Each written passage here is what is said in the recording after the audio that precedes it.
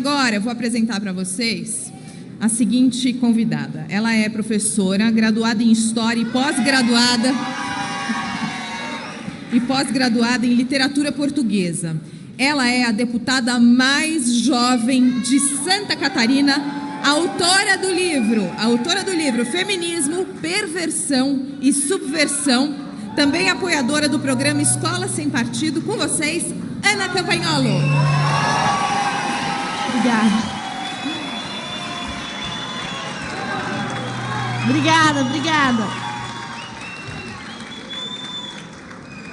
A última vez que gritaram meu nome assim foi me xingando. Não sei nem o que eu faço. Obrigada, pessoal. Uma satisfação estar aqui com vocês. Bom, nós vamos falar rapidinho sobre marxismo e feminismo. De novo. Bom, eu fiquei por último, é isso que sobrou para mim, né? Eu vou ter que repetir algumas coisas. Mas, voltando lá no passado, a gente tem o século XIX. E no século XIX, Marx e Engels apresentam uma doutrina que nós conhecemos como marxismo. Essa doutrina é baseada no pensamento dialético e materialista. A dialética é legal, em tese, né? Você tem uma ideia, você tem que ter uma anti-ideia, uma tese e uma antitese. E aí você vai discutir sobre isso e chegar a uma solução, né? Uma síntese. O marxismo aplicou essa ideia de dialética casou essa ideia com o materialismo, ou seja, o que importa, os seres humanos, o que eles são, dependem de onde eles trabalham, do sistema de produção. E aí criou duas classes que competem entre si, proletariado e burguesia. O marxismo original, o primeiro marxismo, tinha um sujeito revolucionário muito claro, que era o proletário. A gente sabe disso. Só que isso aí é muito demodé, tá ultrapassado. E os próprios marxistas perceberam isso muito cedo. Esse primeiro marxismo tem um sujeito muito claro, é o operário. Mas vocês lembram que o primeiro lugar onde o marxismo foi aplicado foi na União Soviética. E a Rússia não tinha proletariado, porque a Rússia era um país atrasado e um país ainda de economia rural. Então Lenin criou um termo que a gente usou muito aqui hoje. Ele adaptou esse termo para o marxismo, hegemonia. Qual foi a ideia dele? Olha, aqui eu tenho 2% de proletariado e 90% de campesinato, de camponeses. O que eu vou fazer agora para fazer uma revolução do proletariado num país que não tem proletário? Eu preciso modificar o sujeito ou eu preciso convencer esse povo? E isso aí a gente vai chamar agora de hegemonia. Quando um pequeno grupo faz de um grupo grande uma massa de manobra para um fim revolucionário. Lenin tinha uma máxima, eu anotei algumas coisas aqui porque eu também não sou o Google, né? Lenin tinha uma máxima que era atacar juntos, marchar separados. Por quê? O campesinato e o proletariado não eram a mesma coisa. Uns estão trabalhando na roça, outros estão trabalhando na indústria. Mas eles atacavam juntos, embora marchassem separados. E tem algumas coisas que a gente tem que aprender com a esquerda. É verdade que a gente não vai concordar, eu adorei o que a Ana Paula falou, em 100%. A gente pode até marchar para um lado. O Beni vai para o negócio do armamento, Ana Paula para o esporte, eu vou para o lado do antifeminismo, cada um vai para um lado. Mas a gente ataca junto porque a gente tem um único inimigo. E esse inimigo também se junta para atacar a gente, não é? Se junta islamismo com feminismo para acabar com a gente, não é? Um negócio que nem é compatível um com o outro. Bom, esse conceito de hegemonia, ele o marxismo vai sendo readaptado, assim como esse conceito de hegemonia. Olha, professor sempre com o caderninho, né? E aí a gente chega na escola de Frankfurt. E lá na escola de Frankfurt começam a surgir os primeiros sinais de utilizar o sexo ou a sexualidade para corromper o sistema familiar. O maior inimigo do marxismo seria a propriedade privada e o capitalismo. Aí o Herbert Marcuse, que lembram que era da escola de Frankfurt, escreve Eros da Civilização. E aí você vê, olha, tem muita gente que diz feminismo não tem, feminismo é direitos iguais, direitos civis, jurídico, é economia, é liberdade econômica. E diz que o feminismo teve dois momentos. Um bom momento, que era esse momento em que lutou pelos direitos iguais, e um péssimo momento em que ele começou a virar uma revolução sexual. Não é verdade. Desde a escola de Frankfurt, desde Engels, o feminismo sempre foi revolução sexual. Bom, aí a gente tem a escola de Frankfurt, e depois da escola de Frankfurt vem o pós-marxismo, que se liga no seguinte: esse troço de sujeito não está funcionando, porque antes eram os camponeses, agora é o proletariado, só que o Brasil é um país especial. E aqui a gente criou um negócio que destruiu com o marxismo, que chama churrasco da firma. Não é? O que é o churrasco da firma? É o patrão paga uns litrão de cerveja, os funcionários dividem a carne, e ninguém está se matando, e o Marx fica bem louco no túmulo dele. Ou seja, esse negócio de definir o sujeito, o Brasil é especial, né?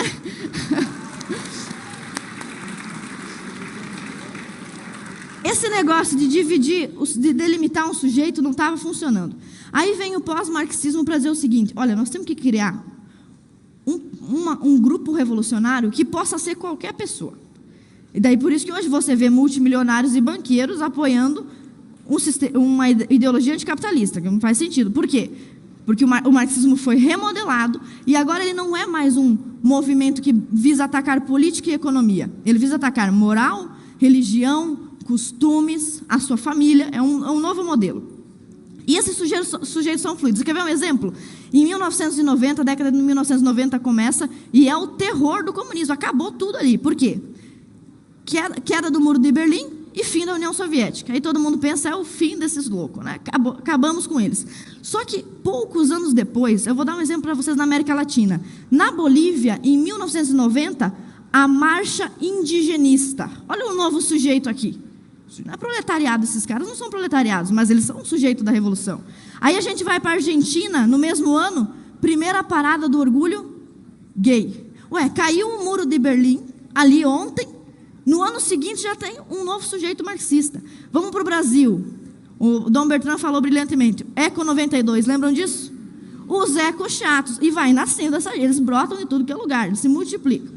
E vamos para a Venezuela. Mesma década, as duas tentativas de golpe do Hugo Chávez. Viu como eles se remodelaram? Muito rápido. Se remodelaram muito rápido. E a gente tem que aprender isso também. Então, o movimento marxista ele tem duas fases. A primeira que tinha um sujeito bem correto, lá todo mundo sabia, é o proletariado. E depois ele se remodela e cria um sujeito fluido. Qualquer pessoa pode ser revolucionária hoje. O cara é da burocracia, ele é da elite, ele é filho de banqueiro, ele é multimilionário e ele quer ser revolucionário socialista. Isso só é possível porque o marxismo se remodelou. O feminismo foi a mesma coisa. Aparentemente, o primeiro momento do feminismo era uma luta pelos direitos civis, jurídicos, direito à propriedade, direito de votar, aparentemente. Mas a gente vê uma segunda fase do movimento feminista, onde eles também têm um negócio chamado sujeito fluido. E a Ana Paula exemplificou perfeitamente. Hoje, nós, mulheres conservadoras, temos que discutir os nossos interesses de mulher com um homem feminista. Não é? Isso aí não é um sujeito fluido? Se isso aí não é um sujeito fluido, eu não sei. Então, veja bem, feminismo e marxismo, eles são casados. Então, eles vivem juntos, e inclusive as suas fases se parecem. Se nós formos falar, por exemplo, da primeira onda do movimento feminista, que começou lá em 1790, junto com a Revolução Francesa, ou seja, não presta, né? Tudo que vem junto com a Revolução Francesa não presta. E o movimento feminista surge nesse contexto. A primeira feminista, Mary Wollstonecraft, escreveu um livro chamado Reivindicações dos Direitos das Mulheres. Aparentemente, ela só queria que as mulheres pudessem estudar ou trabalhar. Mas no livro dela, em 1790, ela defendia que homens e mulheres, meninos e meninas, se fossem educados da mesma forma em uma escola pública, obrigatória, compulsória, seriam iguais. Isso é verdade? Não. Esse feminismo é de que onda? Primeira onda. Então já tinha gente mentindo na primeira onda. Não é verdade que o feminismo se estragou depois, tá? Já tinha gente mentindo na primeira onda. Aí a gente vai para a França. Lá na França a gente tem Olympe de Gouges. Ela era da mesma época da Mary Wollstonecraft. A Olympe de Gouges foi guilhotinada pelo Robespierre. Quem era Robespierre? O líder do governo do terror. Que se tem esse nome de governo do terror, só pode ser de esquerda. Então, os revolucionários de esquerda foram os responsáveis pelo assassinato da primeira feminista na França. Então, não vem me dizer que a esquerda se preocupa com as mulheres. A esquerda se preocupa com revolução. E ela manipula o sujeito que for preciso, inclusive a mãe dele, se ele puder fazer a revolução usando aquele instrumento. E as mulheres são mais um instrumento da revolução marxista. Eles vão usar o indígena, o negro, o homossexual. Se não der nada certo, daqui a pouco eles vão usar o homem branco. Não sei que justificativa eles vão achar para isso. Mas eles vão usar um sujeito.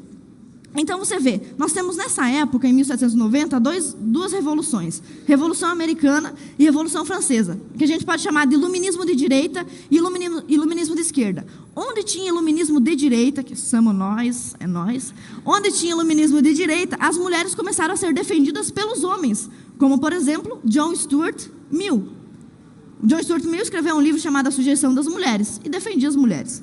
Onde tinha iluminismo de esquerda, França, Revolução Francesa, as mulheres eram guilhotinadas. Na mesma época, na Revolução Francesa, surge um cara chamado Marquês de Sade. Já ouviram falar dele?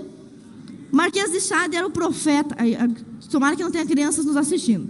Marquês de Sade era o profeta da masturbação, da pornografia e da misoginia. E ele é um dos grandes pais da Revolução Francesa, um mentor da Revolução Sexual, que começa já na primeira onda. Então o pessoal vem dizer para não, mas o feminismo era bom antes, nós precisávamos do feminismo. Não. Agora eu vou citar para vocês Mises, os liberais vão gostar disso. O Mises, em 1922, que ele também dava uma de Olavo, às vezes profetizava as coisas, em 1922 ele disse, o movimento feminista vai ser bom enquanto ele defender interesses jurídicos e civis igualitários. Só que isso aí também não é feminismo. Isso aí é liberalismo. Então nós não precisávamos do feminismo porque nós tínhamos o liberalismo. Não precisávamos dele. E ainda o Mises vai além. Ele diz o seguinte, mas se o movimento feminista, olha a profecia, 1920, se o movimento feminista parar de lutar por direitos iguais e começar a contestar a natureza humana, então ele não será mais liberalismo, ele será socialismo. Socialismo é, em tese, contestar a natureza humana. Por exemplo, toda vez que você fala com um teórico socialista, ele quer construir uma nova humanidade, um novo mundo, um novo ser humano. Na linguagem de Hitler e de Stalin, o novo homem. Vocês lembram disso, né? Aprenderam isso no segundo ano do ensino médio. Então, o novo homem é a ideia do marxismo, do socialismo. E a nova mulher, que é não sei o quê, fluida, é a ideia do feminismo. Esses dois movimentos de esquerda que são casados, a ideia deles é destruir a identidade da mulher e, consequentemente, do homem, com a finalidade única de acabar com a propriedade, de acabar com a família e, assim, também destruir a propriedade privada. Eu não tive filho ainda, mas meu pai sempre disse que antes dele ter filho, ele gastava dinheiro no bar. Depois que ele teve filho, ele começou a economizar para deixar herança para os filhos. Esse pensamento foi bem reduzido, simplório, que eu falei aqui, mas é basicamente por causa da família que as pessoas se preocupam tanto com a propriedade privada. Certo? Por exemplo, os grandes metacapitalistas, como Rockefeller, eles não estão se divorciando, abortando e gastando o dinheiro todo na cachaça. O que eles estão fazendo? Investindo, fazendo fundação, certo? Então, vamos lá. Isso aí foi a primeira onda. Aí a gente começa a segunda onda do movimento feminista. Aí descarrilha de vez. Nesse ponto, todo mundo admite, há consenso sobre isso. Todo mundo fala, olha, o feminismo ficou ruim a partir da segunda onda. É porque era tão ruim mesmo que não dá para negar que era ruim. Eu acho que eu estou dando trabalho para aquela moça, porque eu falo muito rápido, né? Perdão. Desculpa.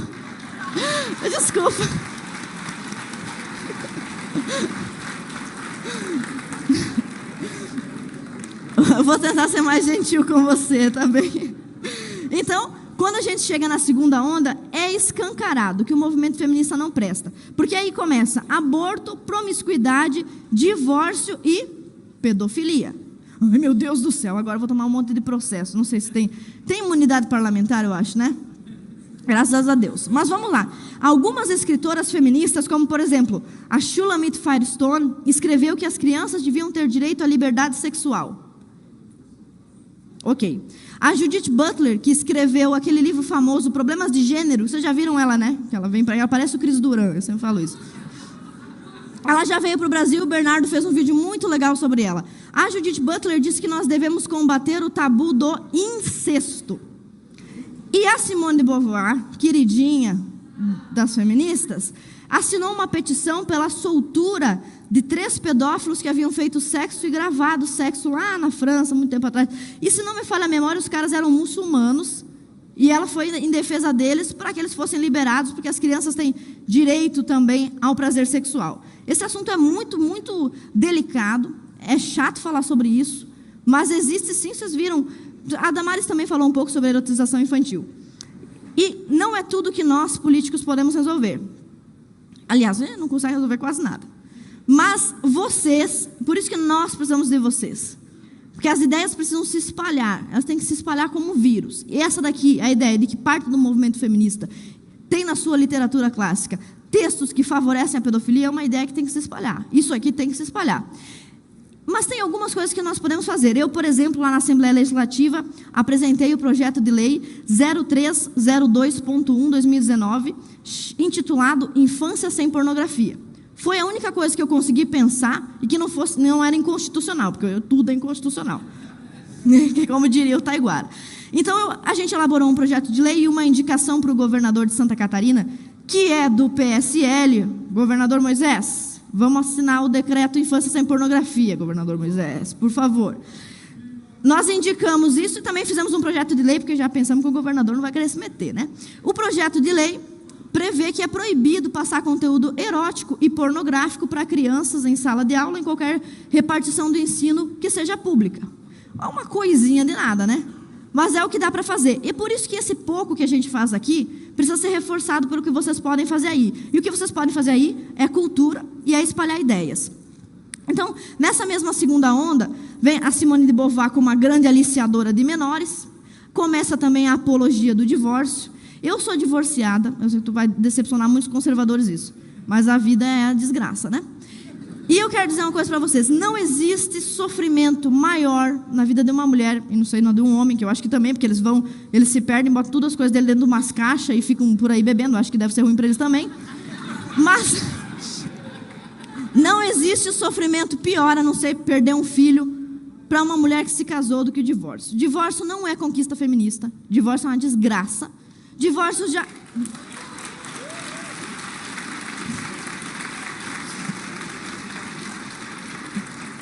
Aliás, o divórcio também não é uma invenção das feministas. Moisés, está lá na Bíblia, no Antigo Testamento, já concedia carta de divórcio. Isso não é conquista. Sabe que conquista é casar com uma pessoa e ficar com ela 30 anos, 40, 50. Isso aí que é conquista.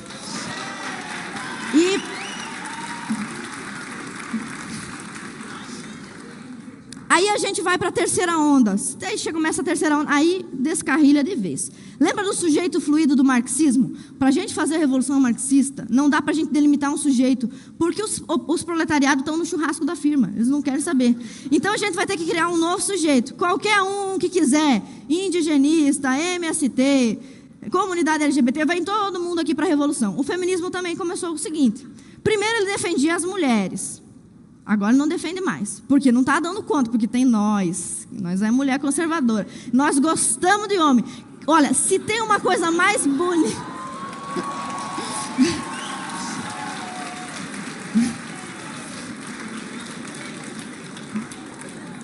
E eu também costumo dizer nas minhas palestras, é evidente que nós mulheres conservadoras gostamos muito de homem, mas olha, os homens gostam de mulher também. Se vocês pudessem ter umas 10, não é? A situação, não é?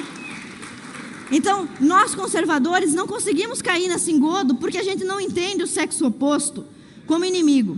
A menina que é normal, uma moça normal, que não foi submetida a tratamento de choque feminista, quando ela olha para o menino que ela gosta, a mão fica suando, não sabe o que falar, fica com borboletas na barriga, o cara passa, ela não consegue dormir, sonha com a mesma pessoa 20 noites até conseguir mandar uma mensagem no WhatsApp. Nós gostamos do sexo oposto, nós queremos interagir, nós queremos construir família. Então a gente não serve para o movimento feminista, então tem que criar um sujeito fluido. E aí surge a identidade de gênero. Agora o feminismo não representa mais as mulheres, representa qualquer pessoa, né, que quiser dizer que é mulher ou que tem interesse para a mulher. Por isso que nós, mulheres conservadoras, temos tantos problemas com os homens feministas, né, que são nosso pior problema são eles, no fim das contas. Então, para você ter uma ideia de como esse movimento foi se desfragmentando, aqui no Brasil aconteceu o primeiro seminário de teoria queer. Eu não tenho cronômetro. Cadê meu cronômetro? Aí eu não mereço, só porque eu sou mulher, machismo. Não tem cronômetro para mim. Olha só. No primeiro ou no segundo seminário de teoria queer, cujo objetivo era subversão de identidades, por isso que esse nome está no meu livro, no título do meu livro, Feminismo, Perversão e Subversão. Neste seminário que aconteceu aqui no Brasil, ou seja, nós já estamos atrasados, porque nós estamos aqui tentando rebater, eles já estão com um seminário queer aqui faz tempo. Nesse seminário, uma feminista chamada Berenice Bento disse: não existe mulher, nós não defendemos mulher, nós usamos esse termo apenas para angariar um sujeito revolucionário para a nossa causa. Ela disse isso, Berenice Bento disse isso, Monique Wittig disse isso, e outras... Aliás, quando Simone de Beauvoir disse não se nasce mulher, torna-se, Ela estava dizendo que você que nasceu mulher pode ser que não venha se tornar uma, e que outro que não nasceu pode ser que se torne. Então, a terceira onda e o caminho da derrocada do movimento feminista é, no fim das contas, a ideologia de gênero. Só que não funciona. Você sabe a tia do Zap? É a nossa mãe, é a avó, é a tia que faz o assado do Natal, né? Que hoje não tem mais, porque as mulheres não sabem mais cozinhar. Então é sempre uma tia, uma avó. Essas pessoas, se você for explicar para elas, olha só, tia Neide, você sabia que tem uma teoria de subversão das identidades que diz que não existe mulher? Ela vai, tá bom, passa ali a maionese, não tá nem aí para você. Essa ideia ela é péssima, ela é horrível, então ela não vai passar. Não vai passar. E o movimento feminista sabe que ela não vai passar. Então, por isso, eles precisam criar estratégias, formas mais sutis de se embrenhar na cultura. E agora eu vou falar para vocês 3 exemplos para encerrar a palestra, de 3 coisas absurdas que acontecem na vida prática e política do nosso país e mundo afora, e que representam as teorias mais loucas do movimento esquerdista. Monique Wittig, por exemplo, é uma francesa. Não quero dizer que tem alguma coisa a ver com a Revolução Francesa ter sido uma droga, essa quantidade de francês que escreve essa coisa ruim. Não tem nada a ver uma coisa com a outra. Mas a Monique Wittig, que é francesa, ela pretendia acabar com a heteronormatividade. O objetivo dela, o foco da vida dela, é acabar com relações heteronormativas, em consequência, acabar com a família. Lembrando que em 1885, Engels publicou um livro chamado A Origem da Propriedade Privada, da Família e do Estado, ou o contrário. Nesse livro, já em 1885, ele já dizia isso. Para acabar com o capital, eu preciso acabar com a família. Ok, a Monique Wittig, com essas ideias muito loucas dela de acabar com a heteronormatividade, vocês viram que acabar com a heteronormatividade estava num documento do governo. Essas coisas que as feministas pensam, essas loucuras, elas sempre estão antes na literatura e depois elas vão para a política. Sempre tem gente que vai lá no meu Instagram, lá nas minhas redes sociais, reclamar. Por que você não vai trabalhar, vai fazer uns projetos de lei, em vez de ficar escrevendo livro? Aliás, hoje é o dia da leitura. Então, para todo mundo que não foi alfabetizado no método Paulo Freire, vai conseguir ler. Parabéns para todos vocês. Vamos lá. A gente já está acabando. Para terminar com o conceito de mulher e de heteronormatividade, a Monique Wittig, que é Pinel, ela tem 2 ideias principais. A primeira é um padrão lésbico, ou o lesbianismo por adesão. Nada contra lésbicas e homossexuais, a não ser por fatores religiosos e morais, nada contra. Mas a lésbica, ela tem atração sexual para uma pessoa do mesmo sexo e ela vai viver a sua vida assim. A Monique Wittig não está falando sobre isso, pessoas que têm atração. Ela está dizendo que nós temos que adotar um lesbianismo político. As mulheres, por questões políticas, não vão mais se relacionar com homem, só vai se relacionar mulher com mulher, porque sim. Não sei por quê, não consigo entender, mas porque sim. Para acabar com o padrão. E a segunda estratégia dela é destruir a linguagem. A Ana anteriormente falou aqui que a biologia não é de esquerda nem de direita. Mas, sim, para o movimento feminista, a biologia é machista. E a Monique Wittig vai além. A Monique Wittig diz que o idioma é machista. Por isso que agora a gente fala presidenta, né? Ficou muito bonito. E a Monique Wittig propôs o seguinte: nós temos que tirar o e o a das palavras. Lembraram, né? Já acontece, não acontece? Só que essa bobagem, antes de acontecer, estava no livro da Monique Wittig. Alguns dos senhores já tinham ouvido falar a palavra, esse nome dessa mulher, Monique Wittig? É por isso que a gente está perdendo, né? Por isso que a gente estava perdendo, né? Porque a gente não se prepara. Tudo, o professor Olavo sempre diz isso. Tudo que a esquerda vai fazer, antes eles colocam numa ata. Não sei por quê. Acho que é porque eles sabem que a gente não vai ler as atas. Só pode ser isso. Mas tudo que eles vão fazer, eles escrevem antes. E a Monique Wittig escreveu: para acabar com o patriarcado, com o capitalismo e com tudo mais que existe, que segundo ela não presta, a gente tem que trocar o A e o por X. Aí você fala: queridos, cadê a Paula Marisa? A Paula Marisa tem um canal inteiro no idioma feminista. Queridos, oi, amigas, deputadas, pode ser um X ou um E. Olha, isso já está acontecendo. Eu trouxe 3 manchetes aqui. Professores do Colégio Pedro II adotam o termo alunos, eu vou falar alunes, para se referir a estudantes sem gênero. Isso aqui é de 2015, a gente já está quantos anos atrasado? Se fosse a Dilma, eu não saberia fazer essa conta. Mas olha só, a gente já está atrasado. Em 2015, as ideias da Monique Wittig já estavam sendo aplicadas. E por que ela quer fazer isso? Por que ela quer trocar uma letra por um X? Quer trocar um A por um X? Para destruir a sua família. Ah, mas não tem nada a ver. Tem. Não é teoria da conspiração. Vamos lá. Cadê o pessoal de Minas Gerais?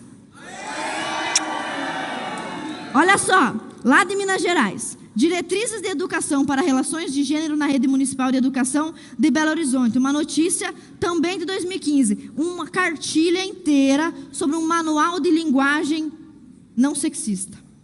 Eu não sei. Eu estudo isso aqui até hoje, não entendi.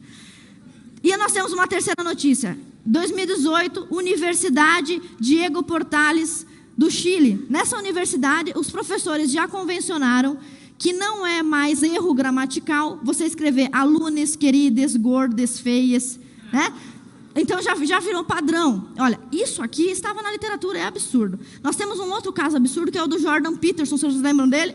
Tem livro dele para vender aqui do lado, maravilhoso. O professor Jordan Peterson foi perseguido até o limite, porque ele se negou a usar termos de gênero neutro, que no Canadá estavam sendo impostos por normativa. Ou seja, eu estou vendo que é uma mulher. Uma coisa é você proibir o cidadão, até o conservador consegue aceitar isso. Proibir o cidadão de falar certas coisas. Tudo bem, sou proibido de falar certas coisas. É justo, por exemplo, é proibido fazer um comentário racista. Ok. Agora, obrigar a pessoa a falar determinada coisa, olha o absurdo disso, é uma total quebra da liberdade. Isso aconteceu no Canadá. E para você ver como isso é de interesse global, a Google e o YouTube bloquearam as contas do Jordan Peterson porque ele se negou a fazer isso, sem justificativa. Ele simplesmente teve os canais deletados, porque ele não usou gêneros neutros, sem infringir nenhuma norma. Agora vamos para um segundo caso. Olha, é triste o que eu vou falar aqui, e eu vou talvez usar uns palavrões, porque eu não posso fazer nada, não fui eu que escrevi esses livros. Mas é o seguinte, além disso, nós temos o caso do Foucault. Lembram do Foucault? Foucault é velho, antigo já. Ele falava sobre contrasexualidade. Para o Foucault, para a gente destruir a sociedade, não é suficiente a gente fazer coisas que são proibidas. Já ouviram aquela frase, sexo anal contra o capital? É isso. Para o Foucault, não basta fazer o que é proibido. Você tem que criar novas formas de sexualidade. Essa ideia do Foucault foi readaptada pela Beatriz Preciado, que é uma professora universitária da França. Tá, não tenho culpa. Ela escreveu um livro chamado Manifesto Contrasexual. Objetivos dela. Isso aqui é muito absurdo. Tenta explicar para sua avó isso aqui. Você não vai conseguir. Olha o que ela... E as vós são as pessoas que são sábias. Então, se elas não estão entendendo, é porque não funciona. Primeira citação. Inventar excentricidades, ou seja, novidades, novas formas de fazer sexo que subvertam a função do pênis e da vagina. Onde é que eu vou chegar? Vocês vão ver. B. Segunda citação. Jogar na cara dos heterossexuais práticas com fezes, peidos e chuvas douradas de urina. Alguém lembra disso aqui? Que é? Lembra do Bolsonaro perguntando o que é um golden shower? Esse aí é um caso exemplar. Olha, os caras só estão fazendo um golden shower aqui porque o Foucault, lá em 1950, estava escrevendo sobre isso. A gente leu o Foucault? A gente se preparou para isso? Então os caras vão fazer golden shower. É isso que vai acontecer. A gente tem um outro exemplo que é trágico aqui. É trágico. Vocês lembram do evento que aconteceu em maio de 2014? Olha onde aconteceu isso, com o seu dinheiro e com o meu dinheiro. Curso de Produção Cultural da Universidade Federal Fluminense, evento Xereca Satânica. Meu marido disse que vocês iam rir disso. Tá. Vocês lembram disso, não lembram? A Xereca Satânica foi um evento onde uma artista, numa universidade federal, numa disciplina numa universidade federal, paga com o meu dinheiro e com o seu dinheiro. O ministro da Educação está aí? Aí é o ministro. Umas pessoas para o senhor exonerar.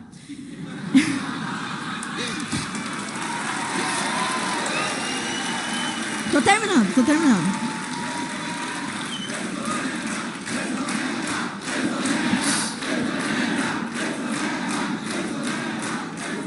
Estão criando um problema aqui entre mim e o ministro. Vamos lá. Nesse evento da disciplina Corpo e Resistência, uma atriz chamada Raíssa Vitral costurou, teve a sua vagina costurada. Meu Deus, é muito absurdo, não dá para entender. Só que isso tudo já estava escrito nos livros de Foucault e no livro da Beatriz Preciado, entre outros, Monique Wittig e tantos outros. Essa mesma cidadã, a Raíssa Vitral, foi aquela que, na ocasião em que o Papa esteve visitando o Brasil, em frente a uma missa que estava acontecendo em Copacabana, enfiou uma escultura católica na vagina. Vocês lembram disso? Pô, não, isso depois encontrar você, não fala um negócio dele. Ela disse que estava lá. Olha só. Ui. Olha só, a Raíssa Vitral, eu acho que eu tive um problema com o microfone, vou ter que pegar outro. A Raíssa Vitral cometeu práticas assim porque nós não estamos combatendo. Para tentar resolver esse problema, atenção, produção, é ao vivo, aqui se faz ao vivo. Nós apresentamos um projeto de lei também lá em Santa Catarina, e acho que muitos políticos aqui, assessores, podem levar essa ideia. Um projeto que proíbe o vilipêndio à fé católica e aos símbolos católicos, multando...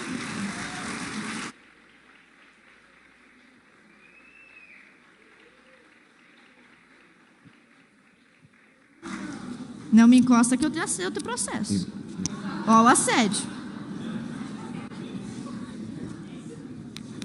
Quer me dar outro microfone?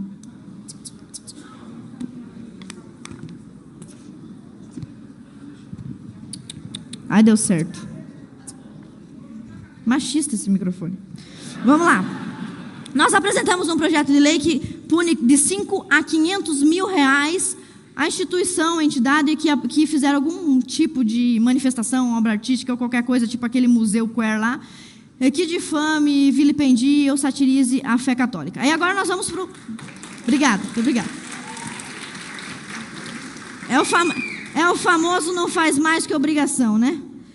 E a gente tem também... E eles levam isso tão a sério. Olha, parece tudo piada o que eu estou fazendo, mas isso aqui é onde o feminismo acaba. Eu estou terminando, essa aqui também é para o ministro da Educação.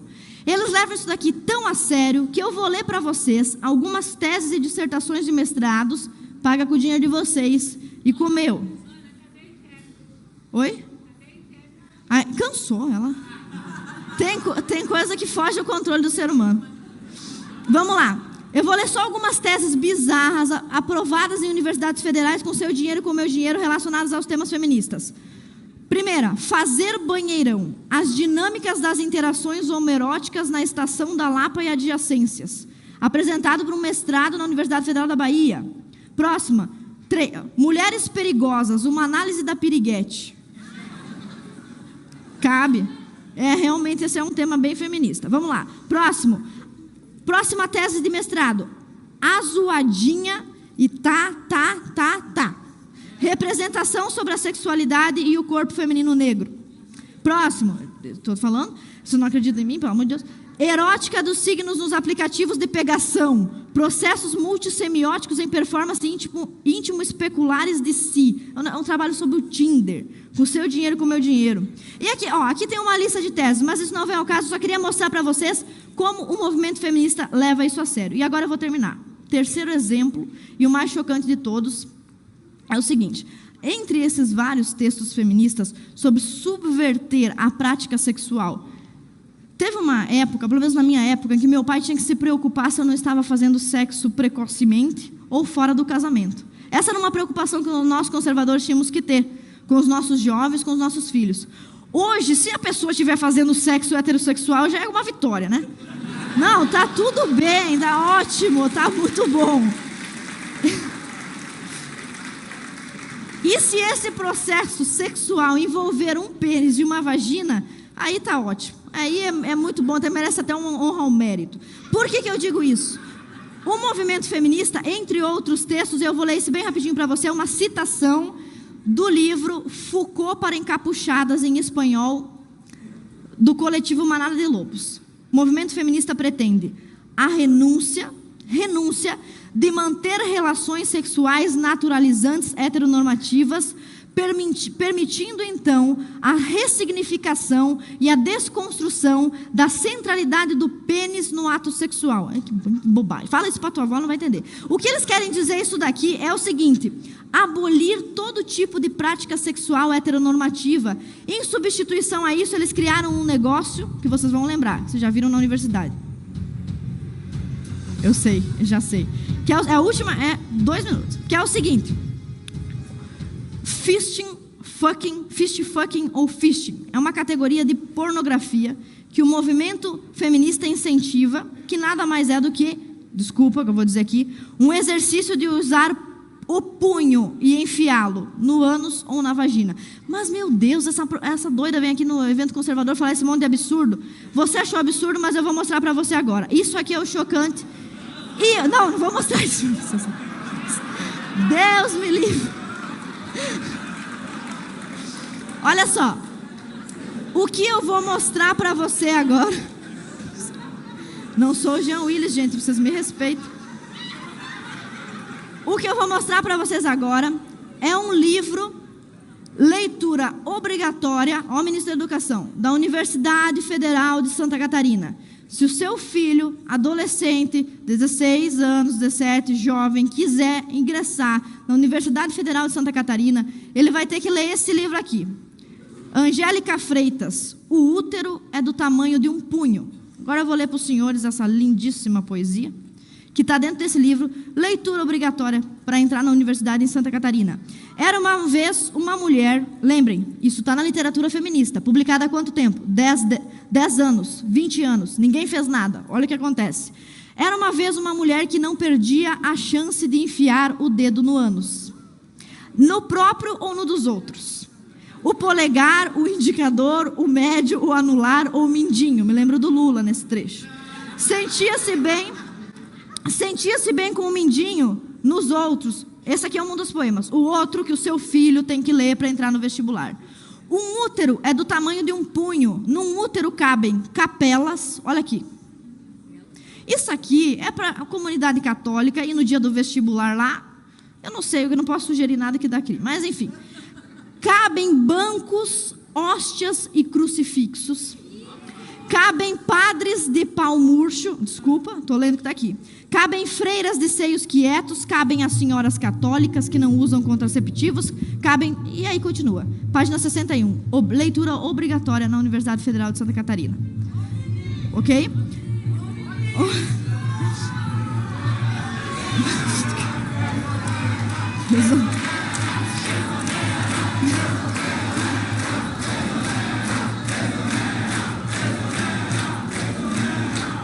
O ministro vai pedir minha expulsão. Esse era o último caso que eu queria mostrar para vocês. Todo tipo de absurdo feminista, se não for combatido quando ainda é uma semente, vai acabar se tornando prática. E nós, mulheres conservadoras, temos um interesse, que é nos dar bem com os nossos maridos, que não são nossos inimigos. O que acaba com o casamento, e é isso que é o objetivo do feminismo, é a competitividade. E Deus nos colocou mulheres para ajudar nossos maridos e maridos para nos proteger. E é isso, muito obrigada.